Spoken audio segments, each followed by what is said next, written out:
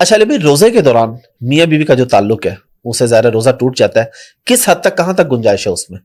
کہاں سے ٹوٹ جاتا ہے، کہاں سے نہیں ٹوٹتا؟ دیکھیں بخاری مسلم میں حدیث ہے کہ نبی علیہ السلام اپنی بیویوں کو گلے بھی لگا لیتے تھے روزے کی حالت میں اور بوسہ بھی لیا کرتے تھے، لیکن ساتھ ام عائشہ نے فرمایا کہ تم میں کون نبی علیہ السلام کی طرح اپنے اوپر طاقت رکھتا ہوگا کہ وہ ایک ایکسٹریم لیمٹ کو کراس نہ کرے۔ یہ نبی علیہ السلام کی خصوصیت تھی۔ بے شک۔ ابو داؤد میں ایک حدیث ہے کہ ایک بوڑھا شخص آیا، اس نے یہی سوال پوچھا تو نبی علیہ السلام نے اسے اجازت دے دی۔ تھوڑی دیر بعد ایک نوجوان شخص آیا، نبی علیہ السلام نے اسے اجازت نہیں دی۔ یعنی پرسن ٹو پرسن یہ ویری کرتا ہے۔ اگر کوئی شخص ایکسٹریم لیول کے اوپر نہیں جاتا تو فی نفسی یہ حرام معاملہ نہیں ہے۔ ہاں جو وہ ایکسٹریم معاملہ ہے، میں کوڈ ورڈز میں بات کر رہا ہوں، جو ازدواجی تعلق والا معاملہ ہے، وہ تو روزہ توڑ دے گا، اور اس طرح اگر کسی نے روزہ توڑا تو وہ پھر ایک غلام آزاد کرے جو آبسلیٹ ہو چکا ہے۔ بخاری مسلم میں ہے 60 روزے رکھے گا یا 60 مسکینوں کو کھانا کھلائے گا، وہ کفارہ ہے۔ اور یہ کفارہ اسی طریقے سے روزہ توڑنے کا ہے۔ اگر کوئی کھا پی کے روزہ توڑتا ہے نا جان بوجھ کے بھی، اس کے اوپر یہ کفارہ نہیں ہے۔ حنفی بتاتے ہیں، لیکن امام بخاری نے رد کر کے نا اس حدیث کے اوپر ہیڈنگ بنائی ہے کہ اگر کوئی میاں بیوی کے تعلق سے روزہ توڑے تو اس کا کفارہ کیا ہے۔ اور یہ عقل بھی مانتی ہے کہ اس طریقے سے روزہ توڑنا اور ایک بندہ کھا پی کے روزہ توڑتا ہے، دونوں کا کفارہ ایک جیسا نہیں ہونا چاہیے۔ یہ تو بہت ایکسٹریم چیز ہے، اس کو تو اوائڈ کیا جا سکتا تھا۔ جو کھا پی کے توڑتا ہے وہ صدقہ اور خیرات کرے گا اور ایک روزہ اس کے بدلے میں رکھ لے گا، وہ بھی اگر اس نے جان بوجھ کے ایسا کیا، اور اگر مجبوراً کیا ہے تو پھر شرعی عذر ہے تو وہ ٹھیک ہے۔ تو میاں بیوی باقی اپنے معاملات چلا سکتے ہیں، صرف اس ایکسٹریم کے اوپر نہیں جائیں گے۔ ٹھیک ہے۔ کیونکہ روزوں کی بات ہو رہی ہے، سحری کے ٹائم اب یہ مسئلہ بڑا عجیب ہے، کچھ لوگ کہتے ہیں جی اذان کے دوران بھی آپ کھا سکتے ہیں، کچھ جگہ پہ یعنی اذان شروع تو آپ نہیں کھا سکتے، اصل مسئلہ کیا ہے اس میں؟ دیکھیں اہل حدیث نے بھی غلو کیا ہے اور حنفی حضرات نے بھی۔ یہ ایک حدیث تھی ابو داؤد میں، اور اس کے اوپر امام ابو داؤد نے یہی باب باندھا ہے کہ اذان کے دوران کھانا پینا کس شخص کے لیے ہے۔ اس میں یہ ہے کہ نبی علیہ السلام نے فرمایا کہ اگر کوئی شخص سحری کر رہا تھا اور اسی دوران اذان شروع ہوگی تو جلدی جلدی اس برتن میں سے حاجت پوری کر لے، کیونکہ ٹرانزیشن پیریڈ ہے، طلوع فجر ہو رہی ہے ابھی، وہ بینیفٹ آف ڈاؤٹ تھوڑے منٹوں کا دے دیا گیا۔ اور اذان کا ذکر اس لیے ہوا کہ اس زمانے میں الارم نہیں ہوتے تھے، گھڑیاں نہیں ہوتی تھی، اذان اناؤنسمنٹ ہوتی تھی ختم سحری کی۔ بالکل۔ اچھا، لیکن کس کو کہا؟ جو پہلے سے کر رہا تھا وہ حاجت پوری کر لے۔ یہ نہیں ہے کہ اذانوں کے وقت وہ اٹھ کے کھانا پینا شروع کرے اور آخری اذانیں جو آدھے گھنٹے تک ہو رہی ہیں وہ کھاتا پیتا رہے، بالکل یہ بات نہیں۔ ٹھیک ہے۔ اسی طریقے سے ایک شخص جو ہے وہ پہلے سحری کر چکا ہے، اب اذانیں شروع ہوئی ہیں اور پانی پی رہا ہے، اس کا بھی روزہ نہیں ہوگا، اس کے لیے۔ ٹھیک ہے۔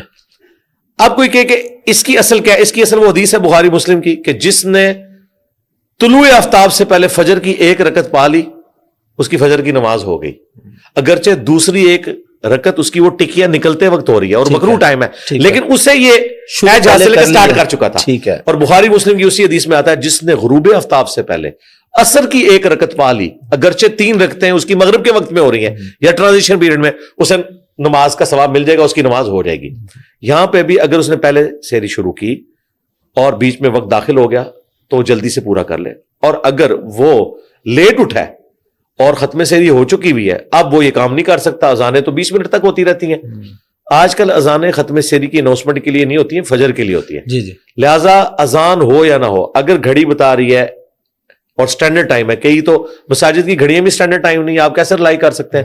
ایپلیکیشن آپ کو بتا رہی ہے کہ آج ختم سحری جہلم میں 4:40 ہے، بھائی کوئی اذان ہو یا نہ ہو میں نے 4:40 سے پہلے ختم سحری کر دینی۔ بالکل۔ 1 سیکنڈ بھی اوپر کیا ہماری پکڑ زیادہ ہے، کیونکہ ہمارے پاس اب لیٹ لانگ کی کیلکولیشن کے بعد ہر چیز موجود ہے، یہ سب کچھ موجود ہے، ہمارے لیے کوئی ٹالرنس موجود نہیں ہے۔ ہاں ایک ایج حاصل ہے کہ کوئی شخص 4:40 تھا، 4 اس نے 35 پہ سحری شروع کی، 1-2 منٹ اوپر ہو جاتا ہے، اسی کی کنٹینیوشن میں تو جواز نکل سکتا۔ میں تو یہ نہیں کرتا، میں نے جب سے ہوش سنبھالا ہے میری زندگی میں کوئی ایک روزہ بھی ایسا نہیں جو میں نے کبھی 5 منٹ پہلے بند نہ کر دیا ہو، اور میں کھولتا بھی احتیاط رکھ کے۔ اور اس میں جو یہ پبلک میں مشہور ہے نا کہ وہ ستارے نکلے ہیں تو روزہ مکروہ ہو جاتا ہے، وہ کثرت سے جب نکلے یہ عام 5-7 منٹ اوپر کرنے سے کوئی ستارے نہیں نکلتے، نہ کوئی اندھیرا چھا جاتا ہے، اس سے کوئی روزہ مکروہ نہیں ہوتا۔ صحابہ کرام میں مسلم شریف میں 2 گروہ تھے، ابو موسیٰ اشعری ان کے ساتھی مغرب کی نماز بھی لیٹ پڑھتے تھے اور روزہ بھی لیٹ کھولتے تھے، اور ابن مسعود ان کے ساتھی مغرب کی نماز بھی جلدی پڑھتے تھے اور روزہ بھی وقت کے اوپر کھولتے تھے۔ وقت کے اوپر آج ٹائم ٹیبل اویلیبل ہے، گورا نہ سنی ہے نہ شیعہ، اگر گورا بتا رہا ہے کہ ہورائزن کے اوپر سورج غائب ہو چکا ہے، آپ کو روزہ افطار کر لینا چاہیے۔ اندھیرے کو انشور کرنا کوئی ضروری نہیں، اندھیرا انشور کرتے ہوئے تو پونا گھنٹہ لگ جائے گا۔ یہ جو عموماً شیعہ میں مشہور ہے نا کہ اندھیرے کو انشور کریں، وہ 5-7 منٹ بعد 10 منٹ میں کھول لیتے ہیں، اس وقت بھی روشنی تو ہوتی ہے۔ غروب آفتاب کا مطلب ہے رات، جو قرآن میں آیا نا کہ رات ہونے تک روزہ مکمل، تو رات سٹارٹ ہو جاتی ہے غروب کے ساتھ، ٹھیک ہے۔ تو اگر کوئی 10 منٹ بعد بھی کھول لیتا ہے روزہ اس کا مکروہ نہیں ہوگا۔ صدقہ فطر کا مسئلہ بتا دیں، فطرانہ کتنا ہوتا ہے؟ ہمارے یہاں جو مقرر کیا جاتا ہے، جو بتایا جاتا ہے اخبار میں کہیں آ جاتا ہے 100 روپے 200 روپے، کیا واقعی یہی ہے؟ اور اس کی اہمیت کیا ہے؟ اگر کوئی نہیں ادا کرتا تو اس کا کیا مسئلہ ہے؟ صدقہ فطر جو ہے یہ واجب ہے جی، بخاری مسلم میں حدیث ہے، نبی علیہ السلام نے گھر کے ہر فرد کی طرف سے، خواہ وہ بچہ ہو، غلام ہو، بوڑھا ہو، جوان ہو، روزے رکھنے والا ہے نہیں رکھنے والا، بیماری کچھ بھی ہے، اس دن بھی اگر کوئی بچہ پیدا ہوا ہے تو اس کے لیے صدقہ فطر مقرر کیا ہے، ٹھیک ہے۔ اور بخاری اور مسلم دونوں میں آیا کہ نبی علیہ السلام کے زمانے میں صحابہ کرام کہتے ہیں ہم 1 سا اناج دیا کرتے تھے، 1 سا 4 مد کے برابر ہے۔ یہ آج کی ڈیٹ میں ایگزیکٹلی جو کیلکولیشن اس وقت سعودی عرب کی ہے، ہمارے اسٹوڈنٹس ہیں مدینہ یونیورسٹی میں، انہوں نے باقاعدہ وہاں سے ہمیں اس مد اور سا کی پکچرز بھیجی ہیں، اس پیمانے کی، یہ ماپے جاتے تھے، اس وقت کلو گرام نہیں ہوتا تھا، ماپا جاتا تھا کہ یہ پیالہ ہے، 1 مد ہے، 4 پیالے کریں تو 1 سا بنے گا، تو وہ 1 سا یعنی 4 مد بنتا ہے 2750 گرام، 2.25 کلو، راؤنڈ آف کریں تو 3 کلو، اور مزے کی بات اہل تشیع کے ہاں بھی 3 کلو ہے، یہ سنی شیعہ کا اتفاق ہے۔ حنفی 2 کلو بتاتے ہیں، اہل حدیث بھی 2.25-3 کلو کے قائل ہے۔ اہل حدیث امام شافعی کے موقف کو بہتر سمجھتے ہیں کہ اناج کے سوا دیا ہی نہیں جا سکتا۔ میرے نزدیک امام حنیفہ کا موقف درست ہے، اناج بھی دیا جا سکتا ہے، رقم بھی، کیونکہ اگر آپ یہ قانون بنائیں گے تو یہاں تو ٹرکوں کے ٹرک آپ کو اناج کے کھڑے ہونے پڑیں گے، دیکھیں نا ہزاروں نمازی ہوتے ہیں۔ دوسری طرف یہ بھی مانتے ہیں کہ اگرچہ سونے کی زکوٰۃ میں سے سونا ہی نکالنا ہوتا ہے، لیکن وہاں یہ کرنسی کی شکل میں بھی زکوٰۃ دے دیتے ہیں، یہاں پہ بھی کرنسی کی شکل میں اگر کوئی 2750 گرام یا راؤنڈ آف کریں 3 کلو گندم یا کھجور، اگر کھجور دینا چاہتا ہے 1000 روپے کلو ہے تو وہ کتنی بن جائے گی؟ کشمش، ٹھیک ہے، ٹھیک ہے۔ یہ ساری اناج کی جو فارمز ہیں وہ 3 کلو، اس کے ایکویولنٹ آپ رقم دیں ہر انڈیویجول کی طرف سے، ٹھیک ہے، اور یہ ہر بندے کی طرف سے دینا ہے، خواہ وہ روزے رکھتا ہے یا نہیں رکھتا، پورے گھر کی طرف سے دینا ہے۔ ٹھیک ہے۔ مقصد کیا ہے؟ وہ ابو داؤد میں حدیث ہے کہ نبی علیہ السلام نے روزے کی حالت میں جو کوئی فوش گوئی ہو جاتی ہے، کوئی غیبت والا معاملہ ہو جاتا ہے، اس کی کمپنسیشن کی ہے، کیونکہ بخاری میں حدیث ہے جس سے اس کا روزہ جھوٹ اور برائی سے نہ روکے، اللہ تعالیٰ کو اس کے بھوکا پیاسا رہنے کی کوئی حاجت نہیں، فرض ادا ہو جائے گا، یہ نہیں کہ فرض نہیں ادا ہوگا، اس کی روحانیت مر جائے گی۔ اس روحانیت کو زندہ کرنے کے لیے یا اسے وینٹیلیٹر پہ ڈالنے کے لیے یا اسے آکسیجن دینے کے لیے صدقہ فطر، ابو داؤد میں آیا کہ اس سے وہ غلطیاں معاف ہو جائیں گی اور مساکین کا بھلا ہو جائے گا، نبی علیہ السلام نے فرمایا۔ لیکن یہ صدقہ فطر آپ نے عید کی نماز سے پہلے پہلے ادا کرنا ہے، بعد میں ادا کریں گے تو عام صدقہ ہوگا، لہٰذا یہ روزوں کی قبولیت کے لیے شرط ہے کہ صدقہ فطر آپ نے دینا ہے۔ علی بھائی مسائل پہ کافی بات ہوئی ہے، تھوڑا سا پھر ذرا لائٹر نوٹ پہ آتے ہیں، پھر مسائل کی طرف آئیں گے۔ عام طور پہ ہم نے دیکھا ہے ماضی میں ایسے واقعات ہوئے کہ اگر کسی کی جان کو بہت خطرہ ہے تو وہ کہیں باہر موو ہو جاتے ہیں، کسی اور ملک چلے جاتے ہیں، نیشنلٹی مل جاتی ہے۔ آپ کا بھی کوئی ایسا ارادہ ہے یا آپ نے ادھر جیل میں گزارنی ہے؟ نہ جی، اللہ نہ کرے ایسا کوئی دن آئے، ہماری دعوت کی ریڑھ کی ہڈی ہمارا اسی پلیٹ فارم پہ رکنا ہے۔ ٹھیک ہے، اس کی وجہ یہ ہے کہ پلیٹ فارم تو آپ کا دنیا میں کہیں بھی ہو، آپ کا وہ دیکھیں نا، وہ پلیٹ فارم باقی علماء کے لیے تو درست ہے کیونکہ ان کا ٹوٹل کام سوشل میڈیا کے اوپر ہے، جو لیکچرز کے پوائنٹ آف ویو سے۔ ہمارا صرف سوشل میڈیا کے اوپر ویڈیوز کا کام نہیں ہے، بلکہ میں فزیکلی پچھلے آلموسٹ 15-16 سال سے لوگوں سے ملاقات کرتا ہوں۔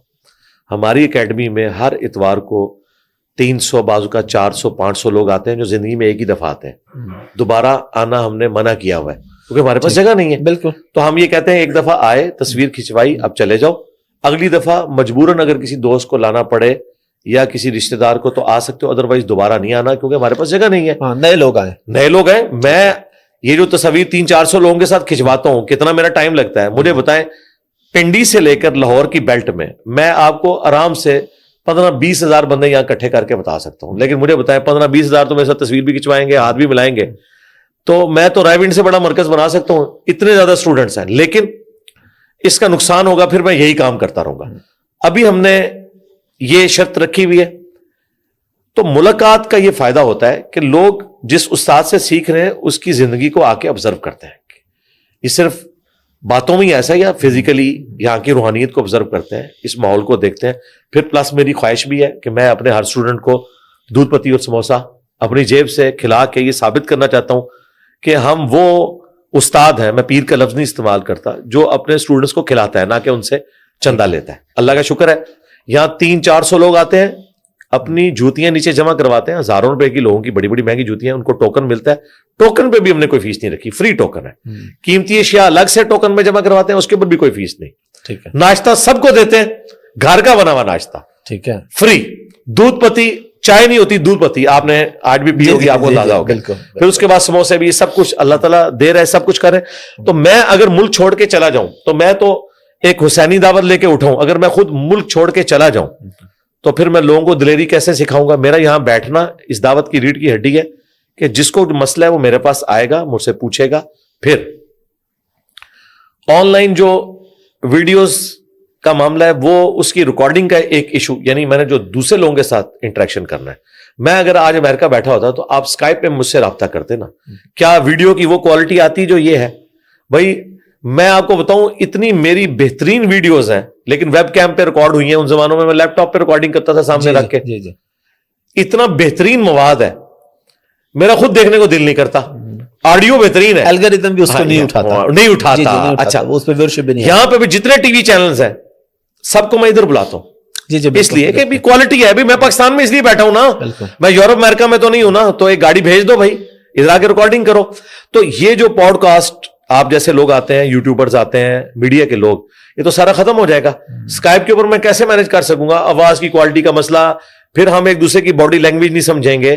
اس وقت ہم فزیکلی یہاں پہ موجود ہیں, اور اس پہلے نبی اسلام نے بھی اپنے صاحب کو جو سکھایا وہ فزیکلی ایسا معاملہ ہے. تو یہ اس کی برکت ہے. ہماری دعوت میں لوگ یہ سمجھتے ہیں کہ صرف میں یوٹیوب پہ نظر آ رہا ہوں. میرے بھائی ہمارا یہ واحد پلیٹ فارم ہے اللہ کے فضل سے اس وقت دنیا میں اسلام کی فیلڈ میں ہم سے زیادہ کسی کی ویورشپ نہیں ہے اللہ کے فضل سے. کسی مکتب فکر کے کسی عالم کی آپ کہیں نا کہ ویورشپ کسی بھی زبان میں, ڈاکٹر ذاکر نائک کی دیکھ لیں اور لوگوں کی دیکھ لیں. اچھا, ان ساری چیزوں کے باوجود میں یہاں پہ بیٹھا ہوں صرف اس لیے کہ لوگ آ کے ملیں. اتنے بڑے دعوت کے والیوم کو لے کے ایک بندہ چل رہا ہے اور اس کا 15-16 سال میں ایک ناغہ بھی نہیں ہے. اس میں کئی فوتگیاں آئی ہیں, خوشیاں آئی ہیں, غمیاں آئی ہیں, موسم خراب ہوئے ہیں. میں نے کبھی ناغہ نہیں کیا. مجھے پتا ہے کہ بعض لوگ امریکہ سے 2 دن کا صرف ٹکٹ کٹا کے مجھے ملنے کے لیے آئے ہیں, ہوٹل میں رکے ہیں, صبح کے وقت فلائٹ واپس لی, اگلے دن واپس چلے گئے ہیں صرف مجھ سے ملنے کے لیے. انڈیا سے لوگ آتے ہیں, رشیا سے آتے ہیں, پوری دنیا سے لوگ آتے ہیں. میں ادھر بیٹھا ہوں, یہ دعوت چل رہی ہے, پوڈ کاسٹ ہو رہی ہیں, لوگ مجھ سے رابطہ کرتے ہیں. یہ تو سارا اسپیکٹ پھر ختم ہو جائے گا نا, یہ کام تو پھر مار گیا. یہ والی بات ہے. آپ تو صرف یہ دیکھ رہے ہیں ویڈیو نظر, میں فزیکلی مل رہا ہوں. میرے علاوہ کوئی انٹرنیشنل اسپیکر نہیں ہے جس سے آپ اتنا چیپلی مل سکیں کہ آپ کہیں گے فلاں ہے شخص, وہ پچھلے 15 سال سے ایک جگہ پہ بیٹھا ہوا ہے, دنیا کا کوئی بندہ صرف شناختی کارڈ دکھا کے اس سے ٹائم لیے بغیر مل سکتا ہے. سنڈے کو ایک میں مل رہا ہوں, اس میں آ جائے. کوئی طارق جمیل صاحب سے مجھے اس طریقے سے مل کے بتائے, کوئی ڈاکٹر ذاکر نائک سے, یہی بڑے بڑے لوگ ہیں نا, کوئی مل کے بتائے. یہ پاسبل نہیں ہے. تو میں یہ بھی کر رہا ہوں, میں نے یہ بھی اسپیکٹ نہیں رکھا اس حوالے سے. طارق جمیل صاحب کا فکس نہیں ہے, لیکن ان کو کوئی بھی بندہ ملنے چلا جائے. نہیں, وہ لمبا والی مسجد میں ظہر اثر میں ملاقات, وہ تو ایک رینڈم نا, لیکن وہ ایک اناؤنسمنٹ کریں کہ دنیا کا ہر انسان آ کے مجھ سے اس دن صبح 10 بجے سے لے کے 2 بجے تک آ کے مل سکتا ہے, اور میں اس کا تصویر بھی کھنچواؤں گا اور ایک پروٹوکول سے کھنچواؤں گا. یہ نہیں ہے کہ میں ہاتھ ادھر بلا رہا ہوں, میرا رخ اس طرف ہے اور تصویر اس طرف سے بن رہی ہے. نہیں, میں ہر بندے کو اپنے ساتھ کھڑا کرتا ہوں, پورا پروٹوکول دیتا ہوں, جو ایک ہیومن ڈگنیٹی ہے وہ وائلیٹ نہ ہو. ہاں وہ امیر ہے, غریب ہے, ہر بندے کو میں پروٹوکول دیتا ہوں.